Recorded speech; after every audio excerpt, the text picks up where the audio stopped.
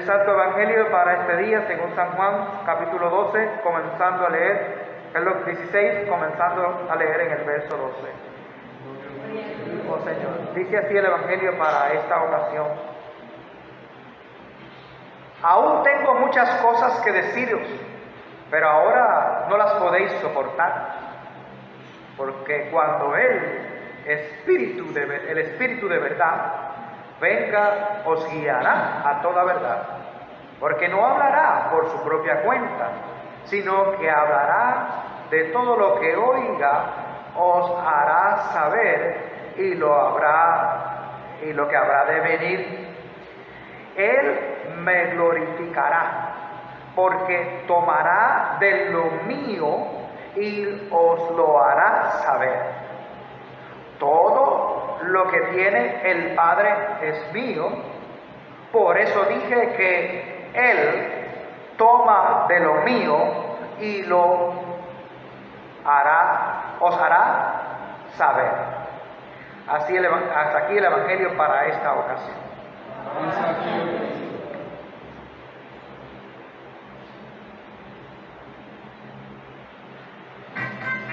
Aleluya, Señor, a quien iremos, tú tienes palabra de vida. Aleluya, aleluya, aleluya, aleluya. Señor, a quien iremos, tú tienes palabra de vida. Aleluya, aleluya, aleluya, aleluya. Gracias y paz de Dios y de Jesucristo nuestro Señor y nuestro Salvador. Amén. Pueden sentarse. Imagínense ustedes si yo ahora, después de la lectura del Evangelio, pues hubiese cerrado la Biblia y le hubiese dicho, mire, yo no voy a predicar hoy porque lo que voy a predicar ustedes no lo van a poder soportar. Wow, eso sería algo bien fuerte, ¿verdad? Que suceda así. Imagínense en un estudio bíblico, una escuela dominical, que el maestro o la persona encargada lea la lectura y no comente o no enseñe nada, porque la lectura es muy fuerte para asimilarla. Imagínense, ¿verdad? Si va algo así, ¿verdad? La tradición y la práctica como que nos llevan a todo lo contrario, ¿verdad? Uno espera que el pastor o un maestro o un facilitador de la palabra de Dios nos asista para asimilar la palabra, para encontrar los significados, la enseñanza,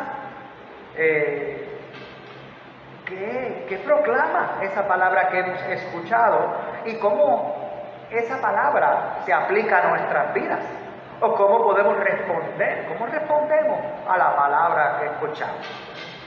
Así que esto es lo central, ¿verdad?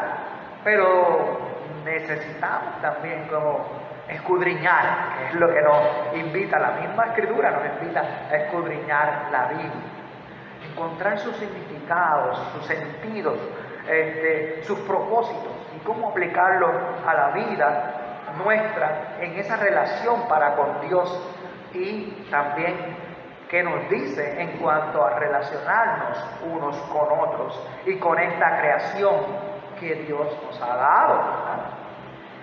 La tradición y la práctica de la iglesia es que entonces pues que la meditemos, y vamos a hablar sobre meditar un poquito más adelante. Se usa también la palabra reflexionar y se usa la palabra contemplar. ¿Cómo yo respondo a ese mensaje de Dios? ¿Debo de hacer tales cosas o debo de ser agradecido o debo de ser humilde? Son respuestas contemplativas a lo que escuchamos de la palabra de Dios. O puede ser una contemplación, dice, uy, espérate, yo estoy como que caminando por donde no es, debo de contemplar mi vida haciendo otras cosas que sean de servicio a Dios o de mejoría para mi propia vida o mi relación con los demás, ¿verdad? Entonces, sí que todo lo vemos, ¿verdad? Entonces, no solamente leemos lo que está escrito, sino que buscamos meditar, reflexionar, contemplar. Eso es lo que nos está diciendo Jesús aquí y me estoy adelantando un poquito, ¿verdad? Cuando dice el Espíritu de verdad lo guiará. El Espíritu de verdad tomará de lo mío y los hará saber. Y esa es la gracia de Dios que llega a nuestras vidas, que transforma las mismas por la fe y que opera en amor. Martín Lutero, para meditar la palabra, decía que meditar, recuerda que decíamos que ahorita vamos a hablar de meditar, pues meditar para Lutero era pensar, era utilizar el intelecto. Muy contrario hoy, ¿verdad? Que a veces decimos, vamos a meditar, y hay algunos que lo que hacen es, coja aire, tranquilícese, respire y espere que el Espíritu le va a hablar a usted, ¿verdad? No, Lutero pensaba meditar de otra manera, él decía, vamos a usar la mente. Escuchamos la Escritura, la leímos, la escuchamos.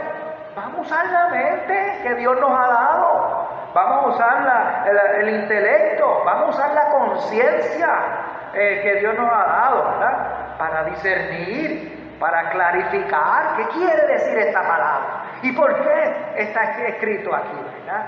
¿Cuál es el texto cuál es el contexto en el cual se escribe esto, ¿verdad?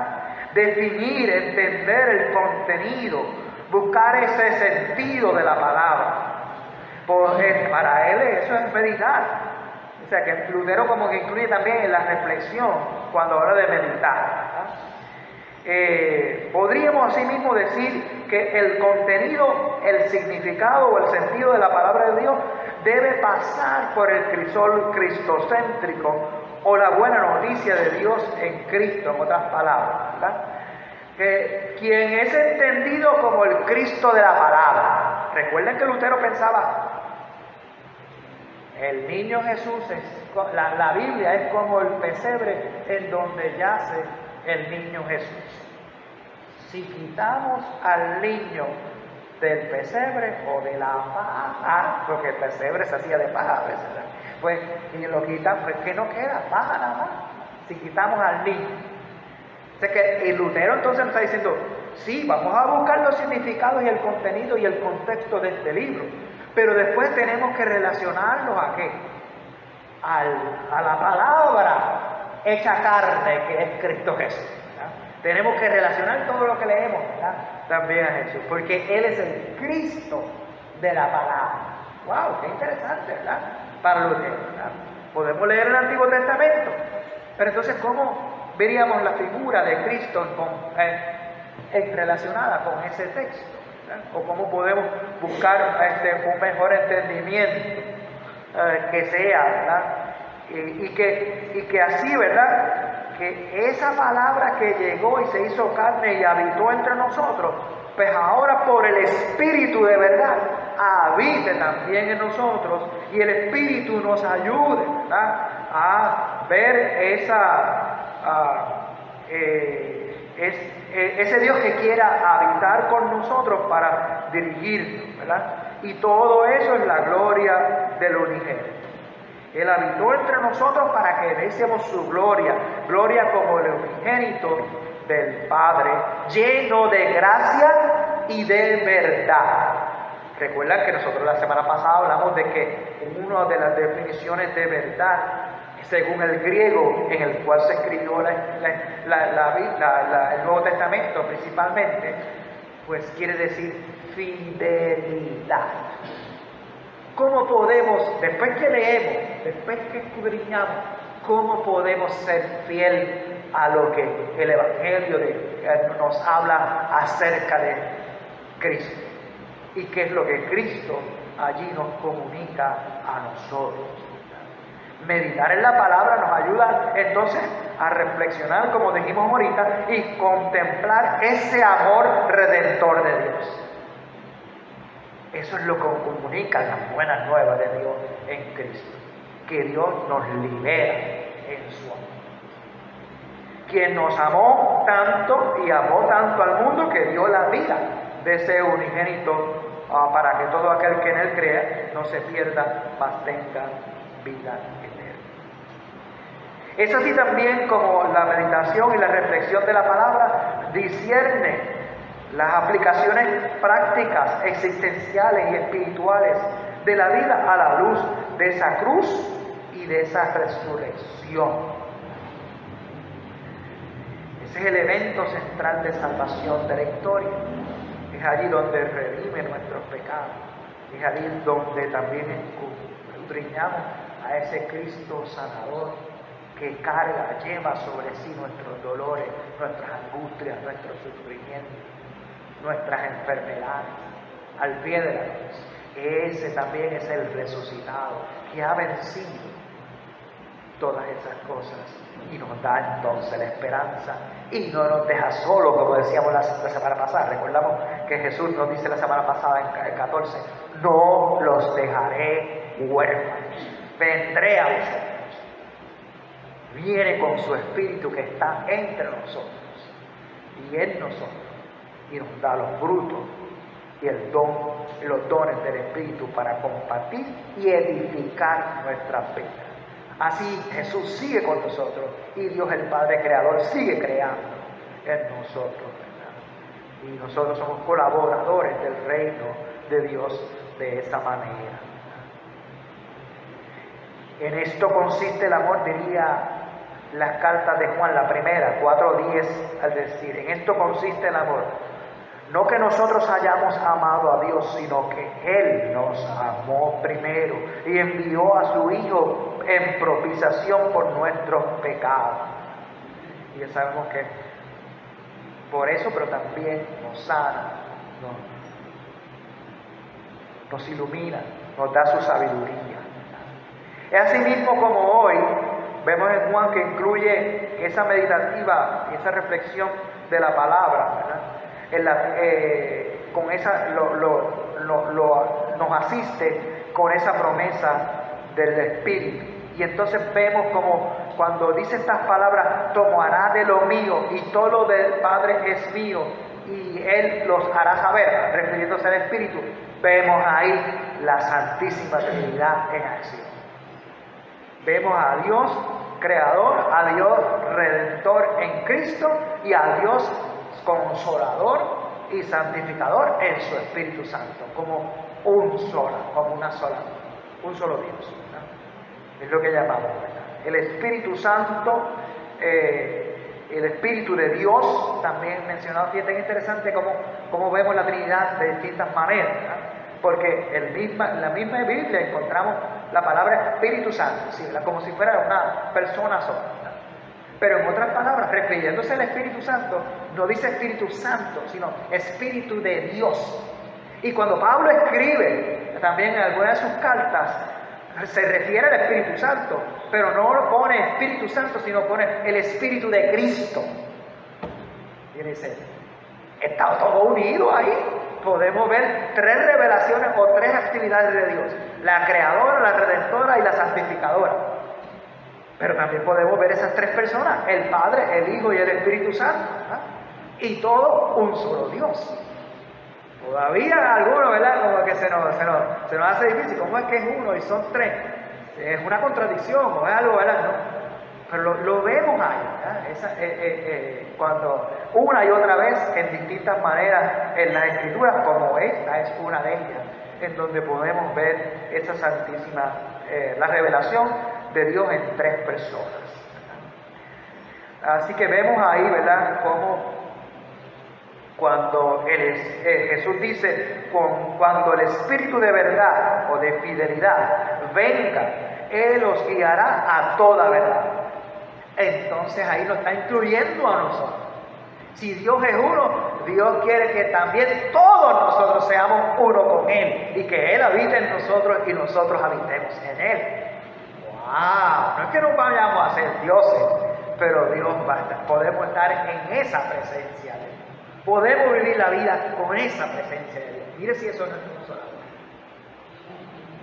Cuando nosotros estemos en un momento de crisis profunda, decir, espérate, si es que Dios ha venido en Cristo y Dios ha prometido el Espíritu de verdad que va a estar con nosotros, que va a abogar por nosotros, que va a interceder por nosotros. Es el Espíritu que nos va a dar los frutos, los dones. Así que confiemos que Él va a seguir con nosotros. Que estando el Espíritu está Cristo y está Dios con nosotros. Así que, ¿quién contra nosotros? Dice Pablo, ¿verdad? Si Dios es con nosotros, ¿quién contra nosotros? ¿Verdad? Así que va Jesús, entonces dice, Él hablará todo lo que oiga o los hará saber de lo que habrá de venir. Dios nos va a dar iluminación. Dios es parte de ese proceso de lo que llaman resiliencia, ¿verdad? En el día a día. Volver si estás encorvado por todo lo que te ha sucedido, el Espíritu te ayuda a levantarte en conjunto con esa palabra centrada en Cristo, ¿verdad? O el Evangelio, la buena noticia de Dios. Él me glorificará, tomará de lo mío y os lo hará saber. Aun y cuando Jesús, ya en el 16:12, dice, aún tengo muchas cosas que decirlo, pero ahora no las podréis soportar. Como empezamos al principio, si yo hubiese cerrado la Escritura, la Biblia ahí, y no hubiese dicho nada, y le digo a ustedes, bueno, es que ustedes no lo van a poder soportar. Jesús hace eso con los discípulos aquí, ¿verdad? Y vemos cómo es que Jesús promete que no los dejará solos, como dijimos ahorita. Él sabe que ellos están sufriendo, y lo hemos mencionado en los últimos sermones, cada vez que Jesús en estos capítulos de Juan le dice, no se turbe vuestro corazón, no tenga miedo, crean en Dios. Si creen en Dios, crean también en mí. Como en otro momento dice, le he dicho estas cosas y ustedes, o sea que Jesús ahora no le está diciendo, pero después lo vemos que les dice a los discípulos, ¿verdad? No me verán, me tengo que ir y regresaré y todo pero ¿cómo que? ¿Que te vas a morir? ¿Cómo? O sea, entonces, eso es lo que ellos no podían soportar, ¿verdad? Y es por eso que ahora dice, espérate, voy a ir con calma con ustedes, porque si se los digo todo de cantazo, se me derrumban aquí. Fue así que se lo fue diciendo poco a poco, por 5 capítulos, por lo menos en Juan, ¿verdad? Fue Jesús despidiéndose y preparando a los discípulos. Y cuando se murió, ya usted sabe lo que pasó, ¿verdad? Se fueron a puerta cerrada, estaban escondidos, porque decían, no sé ni cómo vamos a vivir la vida, ¿verdad? Si lo mataron a él, nos van a matar a nosotros. Y todas esas cosas estaban en la mente de ellos, ¿verdad? Y por eso es que es difícil, ¿verdad? Soportar, ¿verdad? Y en los evangelios en los otros 3, este es Juan, en los otros es más fuerte, porque ahí sí que Jesús les dice, el que quiera seguir en pos de mí, tome su cruz y sígame. El que quiera seguir en pos de mí, pierda su vida, ¿verdad? El que pierda su vida por causa de mí, del evangelio. ¡Wow! Yo, por seguir a Cristo, estoy poniendo mi vida en riesgo. ¡Wow! Ahí es más fuerte todavía. Imagínate, ¿verdad? Aquí le dice, ustedes no lo van a poder soportar. Pero en los otros evangelios Él lo dice. Ahí, el que quiera seguir en pos de mí, ¿verdad? Tiene que también estar dispuesto. Y la otra, el que quiera seguir en pos de mí, tiene que ser el último y el servidor de todos. ¿Y en cuánto a nosotros no nos gusta estar acá arriba, verdad? O estar ¿cuánto al mundo no le gusta estar en primera fila allá arriba? Y Jesús dice, por lo contrario, los propósitos de Dios se cumplen si nosotros podemos identificarnos o podemos ser como el último que está al servicio de todos. Entonces queremos estar allá arriba, y el problema es que nos olvidamos de lo que están abajo. Es que tienen unos discursos bien bonitos, pero no se dan cuenta que la realidad del pueblo es diferente. Y le decimos a veces al alcalde y al gobernador y hasta los mismos pastores, ¿verdad? Mira, bájese del púlpito y camine entre las casas de la gente, porque parece que usted está ya arriba trepado mucho tiempo, ¿verdad? Y se hace Y así le decimos también a veces a los alcaldes o a los gobernadores. ¿Qué está hablando ese gobernador? El pueblo él no se ha dado cuenta de lo que está viviendo el pueblo. Hay que bajarse, hay que caminar entre la gente, que era lo que hacía Jesús. Hay que interpretar las cosas a la luz de esa vida de Jesús, ¿verdad? Y de esa buena noticia de Dios en Cristo. Jesús sigue afirmando esa presencia, esa asistencia, esa manifestación santificadora del Espíritu, que no solo va a estar, sino que el Padre Celestial, el Creador, estaría con ellos y Él también estaría con ellos. Claro que ellos no podrían comprender ni sobrellevar, como ya les expliqué que pasó, ¿verdad? Al final estaban todos desesperados y desalentados, con mucho miedo, con terror, ¿verdad? Y entonces con el resucitado empiezan nuevamente a levantarse hasta que entonces reciben también el soplo del Espíritu en Juan, que después vemos el Pentecostés que celebramos en Lucas, ¿verdad? Según el libro de los Hechos, escrito por Lucas, que se celebró la semana pasada, ¿verdad? Así que ellos están reaccionando de esa manera, ¿verdad? Con tristeza, con tribulación, pero les vuelve y los deja saber, no van a estar solos, no tengan miedo. De la misma vimos, ¿verdad? Eso la semana pasada. Así que hoy se reafirma Jesús con todos nosotros, ¿verdad? A los discípulos, los creyentes de la iglesia de hoy, a que estemos unidos a ese Dios que no nos deja solo y que está presente con nosotros. No nos dejará huérfanos y que su Espíritu nos envía su Espíritu Santo que está entre nosotros y en nosotros. Desde el bautismo, como hicimos la semana pasada, y los bautismos que haremos la semana que viene, el Padre, y el Hijo y el Espíritu Santo se manifiestan. Se reclama como hijo de Dios a cada criatura que se bautiza.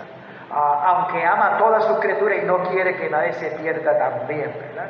Conformando por su gracia, esa comunidad de fe, que somos cuerpo de Cristo también, somos pueblo de Dios. Y ahí en Juan 12:15 se constituye el Evangelio que por quinta vez, en la cual Jesús promete esa venida del Espíritu Santo. 5 veces en esos 5 capítulos de Juan le dice, el Espíritu Santo vendrá. El Espíritu, el defensor, el intercesor, ese Espíritu también es en conjunto con el Verbo o la palabra encarnada de Jesús, tiene la misión entonces de llevar a la iglesia, para que la iglesia proclame al mundo y comprenda todo lo dicho y todo lo enseñado por Jesús, especialmente esa redención, ese perdón, esa paz que viene de Dios, como decía la carta a los romanos. La confianza que a nosotros afirmamos en esa palabra, el Santo Evangelio, hace que esa palabra sea viva y eficaz.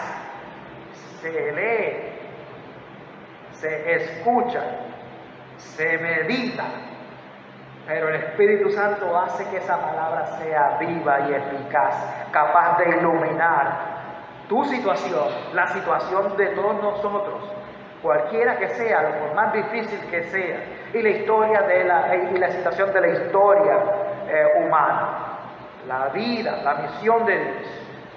Estos días hemos estado orando por la situación de la guerra. En esa oración también que está haciendo el Espíritu, nos está ayudando a meditar, para además de orar, cómo podemos ayudar, cómo podemos proclamar esa buena nueva de Dios que gire en torno a darse cuenta que la guerra nunca va a traer la paz. Solamente el amor de Dios nos hace transformar, renovar nuestros corazones para buscar procesos de reconciliación en vez de, con la guerra, tratar de vencer al otro, ¿no? El amor es el que vence al temor, al odio, a la mentira, ¿verdad? Entonces, ¿cómo discernir ese espíritu y que Dios nos dé la fuerza para, además de orar, ser agentes de paz, ser agentes de amor, ¿verdad? La misión de Dios y hacer y ser los oficios y dar los servicios, ¿verdad? No es estudiar la Biblia para yo la conozco, yo sé que más, son simplemente saber más, ¿no? Es como ponerla en práctica, como ponerla al servicio de Dios. Lo que aprendes, cómo lo pones al servicio de Dios, al servicio de tu prójimo, y te dedicas a servir a ministerio de justicia, de equidad, de ayuda al enfermo, al pobre, al desvalido. Entonces tú te haces así agente de amor y agente de paz, ¿verdad?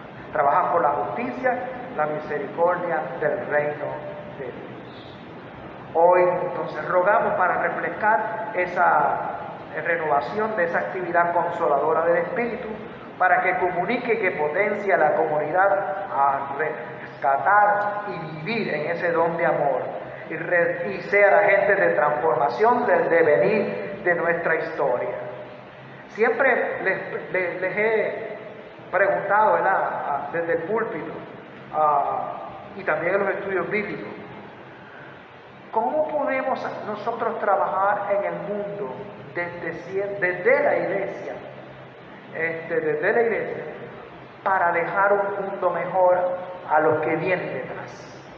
Ahora que la semana pasada bautizamos 2 y la semana que viene bautizaremos, yo creo que la semana que viene, ¿verdad?, bautizaremos 2 más, ¿verdad? ¿Cómo nosotros como congregación podemos velar como padrinos de esos niños, ¿verdad?, para que dejarlo un mundo mejor, un futuro de esperanza?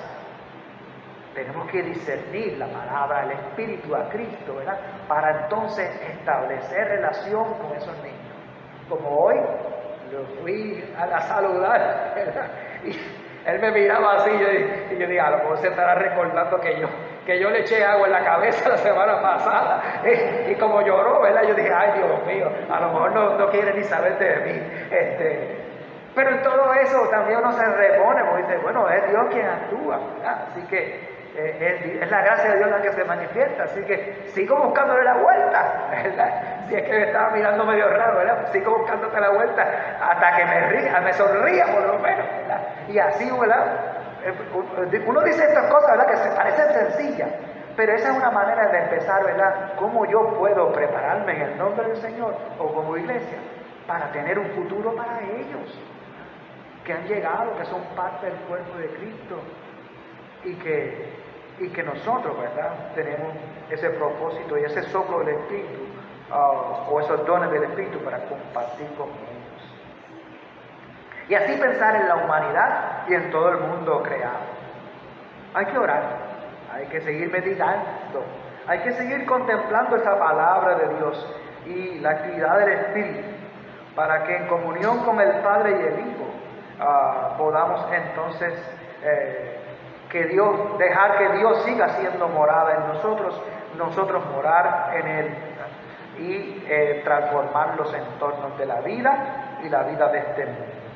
Confiemos en un caminar juntos, en la firmeza de ese perdón, de ese poder sanador, digamos, para estos días, cómo nosotros ayudamos a vencer los miedos, las dudas, los sentidos de dolor, los sufrimientos y las profundas tristezas ante las tantas crisis que estamos viviendo. Uno piensa nada más que, pero la situación del agua es una situación del mundo. ¿Cómo eso nos afecta a nosotros? Y hay gente, ¿verdad?, ¿cómo hay gente afectada porque, wow, espérate, es que ya no me da para pagar la gasolina porque está subiendo? Esa es la economía, eso no tiene que ver con Dios. Claro. Eso es parte de la vida. Entonces, si es parte de la vida, tiene que ver con Dios, porque Dios es el dador de la vida. Entonces, ¿cómo nosotros discernimos también con la palabra esas cosas? ¿Cómo podemos ayudarnos los unos a los otros, acompañarnos los unos a los otros en todo ese tipo de crisis? Porque causa dolor, porque causa sufrimiento, porque causa estrés, porque causa ansiedad. Y si no se atiende, ese que dice, espérate, ya no puedo con esto, le da coraje a veces, o le da, y va y le dice algo a la esposa, o a los hijos, o a todas esas cosas. Entonces, pues, pero si lo atendemos, lo acompañamos y dice, mira, ten paciencia, coge las cosas con más calma, vamos a ver cómo nos ayudamos unos a otros. Y por ahí uno sigue discerniendo, ¿verdad?, esa palabra y ese ánimo y aliento que nos da el Espíritu para tener dominio propio en estas circunstancias y confiar en Dios y caminar juntos para eso, para recuperarnos y buscar esas maneras de hacer las cosas, continuar, ¿verdad?, hasta vencer todas estas situaciones que nos suceden, ¿verdad? Ahora es que está, y con esto termino, Juan Domingo, desde la Semana Santa, están acompañándolo los domingos acá. A veces viene gente de los domingos de San Esteban. Oye, pero qué bueno por un lado, pero por otro lado tenemos que entender, ellos están pasando por una situación difícil. Uno tiene que ponerse ahí del lado de, wow, esa iglesia cerrará, la venderán. Estos hermanos están, ¿cómo están todos ellos? Especialmente los que sus abuelos, los que sus hijos, ellos mismos se casaron y después bautizaron a sus hijos. Y los que tienen ese espacio como el lugar en donde estaban en comunión con Dios. Y la posibilidad de que ese espacio no esté. Entonces nosotros, ¿verdad? Como San Esteban, como la iglesia, ¿verdad? Que los recibe, que está compartiendo con ellos, ¿verdad? ¿Cómo está? Acompañarlo en esa situación, ¿verdad? Darles ánimo, darles esperanza, darles aliento, caminar con ellos en sus circunstancias, ¿verdad? Y ser uno en Cristo con ellos.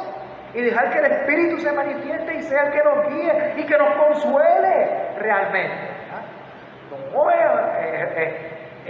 Yo hablaba el otro día, le decía a Iván, bueno, hay que establecer una dinámica de introducción para conocernos un poquito más, hay que establecer una dinámica de conocimiento, hay que establecer una dinámica en la que hagamos hasta quizás juegos y jugando unos con otros, como por ejemplo en el bingo, ya desde el bingo digo bingo y otra vez digo bingo. Nosotros hacemos bingo pero sin cobrar, ¿sabes?